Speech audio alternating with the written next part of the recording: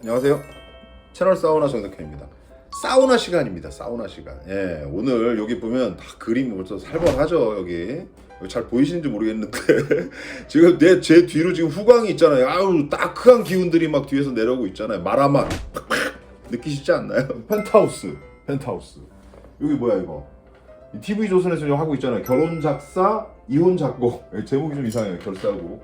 그다음에 여기 지금 새로 시작한 OK 광자매. 뭔지 아시겠죠 이제? 우리가 요즘 이 마라맛 드라마라고, 야 내가 요즘 막장이라는 표현은 좀 쓰고 싶지가 않습니다. 좀 자극적인 드라마 중에 세 편이 있는데 이 세 편 3대장이라고 우리가 얘기할 수 있을 것 같아요. 그래서 여기 지금 김순옥 작가, 그다음에 여기 임성한 작가, 그다음에 이제 최근에 시작한 문영남 작가까지 세 작가가 작품을 다 내놨어요. 그래서 지금 요 색깔들이 조금씩 어떻게 다른가, 이게 사람들이 다 저한테 물어보기를 막장 드라마 그러면 다 똑같은 어떤 건 줄 알고 있어. 근데 사실 생각해보면 그게 막장 드라마가 다 똑같은 건 아니거든요. 실제로는 그 작가별로 색깔이 조금씩 다 달라요. 예, 색깔이 좀 다르기 때문에 그 다른 색깔들에 대해서 오늘 좀 설명을 해보려고 합니다. 자, 펜트하우스. 김순옥 작가의 그 스타일, 마라맛은 어떤 마라맛이냐? 한마디로 얘기해서 속도전이다. 어마어마하게 빠릅니다. 드라마가 굉장히 빨리 움직여요. 그러면서 어디에 포커스가 맞춰져 있냐면 스토리 전개, 빠른 스토리 전개. 근데 빠른 스토리 전개를 어떻게 하냐? 사람들이 보고 싶은 장면을 연출하는 방식으로. 그러니까 보고 싶은 장면이라는 게 뭐냐면, 그래도 김순옥 작가는 약간 사회적인 코드들을 많이 쓰거든요. 사회 현실의 문제들. 펜트하우스가 뭘 다룬 건지 아시잖아요. 부동산. 지금 가장 이슈 아닙니까? 그거 있잖아. LH. 요즘 이것 때문에 다들 열받아 있잖아. 거기에 지금 영끌 막 해가지고 막 주식하고 그러면서 막 넣기만 하면 막 후룸라이트 타고 팍 폭락하고 막 난리 치는 이 주식 관련된 부분들. 경제에 굉장히 사람들이 관심이 많은데 그 중에서도 부동산, 강남에 있는 부동산, 강남에 있는 그 헤라팰리스라는 공간을 배경으로 한다는 것 자체가 부동산과 동시에 뭐를 잡아? 교육, 두 문제를 잡았다는 거예요. 굉장히 현실적인 문제를 갖고 온 거죠. 근데 그 현실적인 문제가 현실에서 보면 정말 고구마야. 진짜 현실 자체가 고구마야. 그런데 그 고구마 현실을 싹 갖고 와요. 이 안으로 갖고 와가지고 뭘 하느냐면 복수국 형태로 굉장히 뭔가 사이다를 줘요. 정말 실제 현실은 어떠냐면, 못 가진 사람들은 절대 저런 데 들어갈 수가 없어. 헤라팰리스 이런 데 어떻게 들어가겠어요. 근데 여기서는 정말 희한하게 아주 못 사는 사람도 어떤 계기를 통해서 작가가 원하는 대로 다 해주는 거예요, 사실. 그래서 헤라팰리스 입성을 하고, 그 다음에 그 아이도 들어가기 힘들다는 그 학교, 예고에 딱 합격해서 들어가고, 이런 과정들을 겪는 거죠. 그리고 동시에 그 안에 보면 부정한 인물들 많잖아요. 뭐 돈 많이 벌고 뭐 권력도 있고 법도 마음대로 쥐고 휘두르고, 이런 사람들은 잘못을 저질러도 별로 그 손해를 안 보거든요. 이게 죄를 저질렀는데 이상하게 법이 죄를 안 묻네.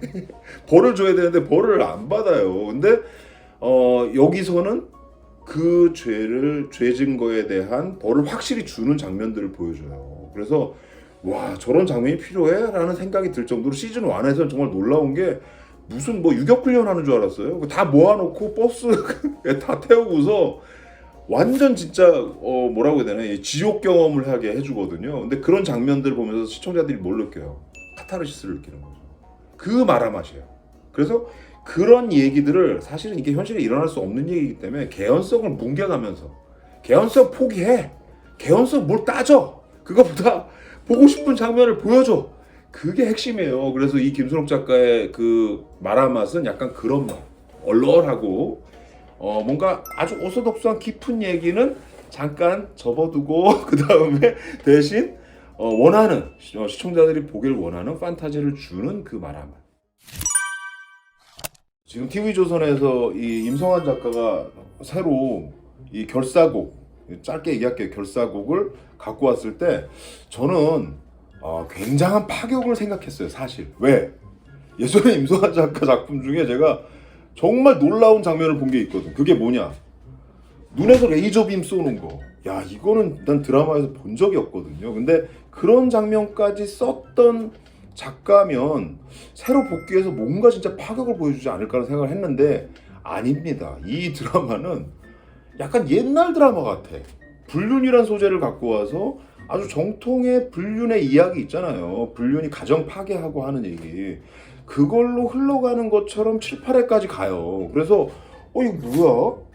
왜 이렇게 잔잔하지? 하는 생각이 오히려 들었어요. 근데 아니나 다를까 8회 중반을 딱 넘기면서 어떻게 변하냐면 지금까지는 아내 입장에서 불륜은 나쁜 것 이렇게 다루던 약간 도덕적인 잣대 그 다음에 보수적인 그림으로 가던 드라마를 남편 입장으로 확 바꾸네? 갑자기? 남편의 관점으로 바꾸는 거예요. 시간을 되돌려서. 그러면 어떻게 돼요? 남편의 입장에서는 로맨스예요 이게. 그래서 새로운 멜로에 빠져드는 남편의 얘기를 담아요. 이게 얼마큼 자극적인 거예요. 왜? 아내 입장에서 보면 불륜인데 남편의 입장에서 보면 멜로다.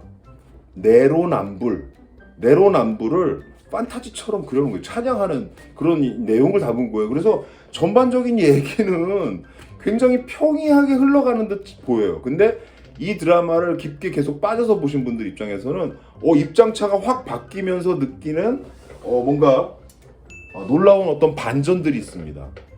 네. 무슨 반전이냐면 시점 차이가 주는 자극이 있어요. 와, 이건 너무 세다. 이게 그 임성환 작가가 새로 갖고 들어온 작품의 색깔이에요.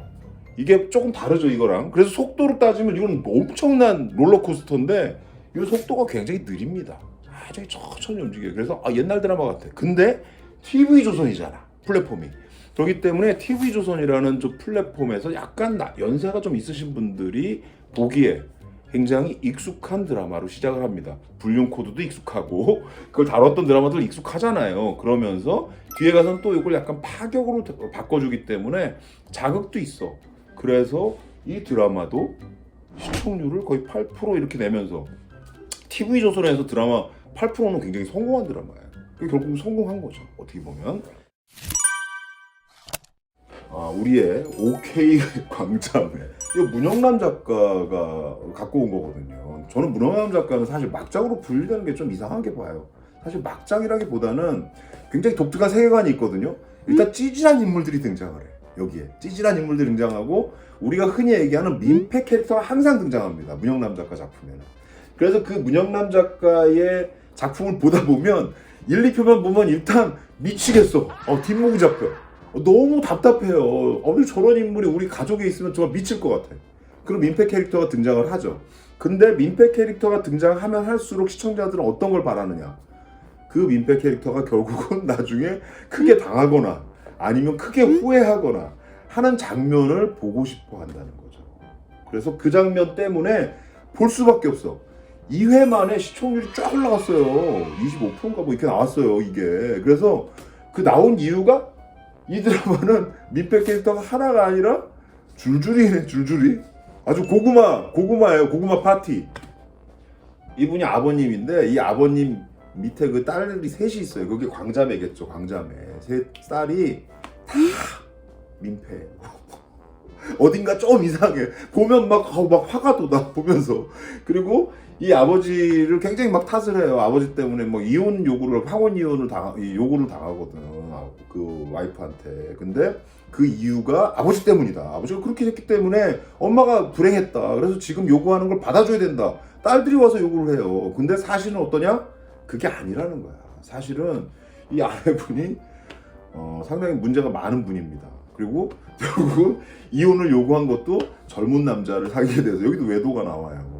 젊은 남자랑 바람이 난 거예요. 그래서 결국 어떻게 되냐? 그 엄마가 죽어요. 교통사고로 갑자기 교통사고로 죽어. 근데 사고인지 이게 사고가 아니라는 게 나와. 누군가 타이어에 뻥크를 냈다. 그래서 이건 살인일 수 있다라는 게 들어간 거예요. 그래서 가족 드라마인데 KBS 주말 드라마의 가족극인데 거기에 살인 사건이 나온다? 야, 이거 좀 파격이다라는 생각이 들었어요. 문영남 작가는 조금 다르긴 다르구나라는 생각을 했습니다. 여하튼 정확한 코드가 조금씩 다르긴 하지만 대박이에요. 그쪽에서도 굉장히 아마 시청자들은 볼 수밖에 없을걸?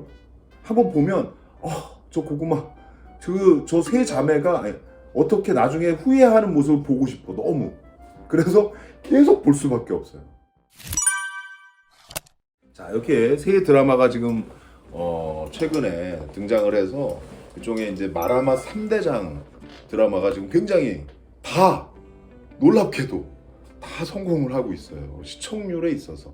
물론 뭐 완성도의 차이에 대한 부분들은 다 호불호, 그러니까 취향의 차이는 호불호가 확실히 갈릴 거고, 완성도를 가지고 이거 성공이다 아니다라고 판단하는 건 다 각자 좀 다를 거예요. 근데 제가 보기에는 예전에 막장이라고 우리가 흔히 불렀던 그런 드라마에 비해서는 이들 각자가 갖고 온 작품들은 그래도 어느 정도 완성도를 조금 갖추고 있다는 게 사실입니다. 그래서 시청률도 어느 정도 내고 있고 그만큼 팬층도 만들어지고 있고, 그리고 전에 한번 제가 말씀드린 적이 있는데 최근에는 이제 넷플릭스나 이런 게 많이 생기면서 이런 자극적인 수위 높은 드라마들도 이제 필요하다라는 인식들이 좀 생기고 있어요. 그래서 심지어 성인 콘텐츠도 지금 최근에 많이 나오고 있는데, 이 막장이라고 흔히 과거에 불렀던 이런 드라마들을 지금은 마라맛이라는 새로운 지칭으로 또 하나의 뭔가 그런 걸 좋아할 만한 성향을 가진 분들을 타겟으로 하는 드라마가 되고 있다라는 거예요. 그래서 이 세 드라마가 이번에 만약에 세 드라마가 다 성공을 하면 저는 이게 하나의 뭐 장르라는 표현은 좀 그렇지만 좀 이런 수위의 드라마들도 이제는 좀 나올 수 있겠다라는 생각을 하게 됩니다. 물론 다 여러분들 판단에 맡길 거예요. 작품이 좋으냐 안 좋으냐 이 호불호에 대한 부분들은. 하지만 전반적으로 제가 그냥 판단하기로는 전략들이 다 제대로 먹히고 있다.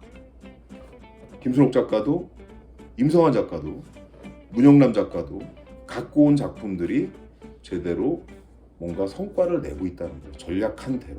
그래서 여러분들도 이제는 그냥 막장이라고 해서 아유 모르겠어 나 이게 이런 걸 안 봐 이렇게 치부하지 마시고 한번 들여다보세요. 한두 편 볼 수 있잖아요. 봤는데 이거 의외로 또 내 취향일 수 있네 이런 생각을 하면 또 그게 나름의 또 재미가 있다는 거죠. 그래서 심지어 요즘은 요 팬덤들도 만들어지고 있기 때문에 그런 취향에 있는 분들은 또 볼만한 드라마일 수 있다라는 걸 여러분들한테 얘기하면서 오늘 얘기를 좀 마치려고 합니다. 그렇다고 제가 뭐 막장 좋아한다 이런 거 아닙니다. 저는 많은 드라마 중에 요만큼 또 좋아하는 면도 있긴 하지만 최근 들어서 나오는 새로운 어떤 경향이고 트렌드이기 때문에 여러분들한테 내가 소개드린 겁니다. 자, 오늘 사우나 여기서 마치겠습니다. 구독, 좋아요, 댓글도 써주세요.